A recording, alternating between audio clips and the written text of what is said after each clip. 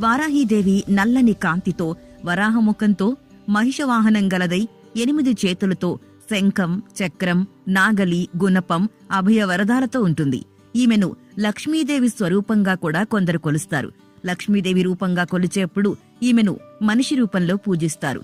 ఈమె వరాహస్వామి అర్ధాంగి. శివుడు నుంచి శివాని, విష్ణువు నుంచి వైష్ణవి, బ్రహ్మ నుంచి బ్రహ్మణి.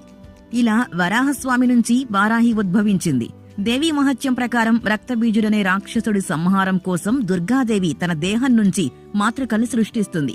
అలా పుట్టుకొచ్చిన మాతృకలతో రాక్షసుణ్ణి, అతని సేనను సంహరిస్తుంది. శుంభుడు దుర్గాదేవిని ద్వంద్వ యుద్ధం కోసం రమ్మని సవాలు చేస్తే ఆమె తిరిగి మాతృకల్ని తనలో ఇముడ్చుకుని రాక్షసుణ్ణి సంహరిస్తుంది. వామన పురాణం ప్రకారం మాతృకలు అమ్మవారి రూపమైన చండిక నుంచి ఉద్భవిస్తారు. వీపు భాగం నుంచి వారాహి పుడుతుంది. ఈమె వాహనం గేదెగా తెలపబడుతుంది. అయితే రక్తబీజుడి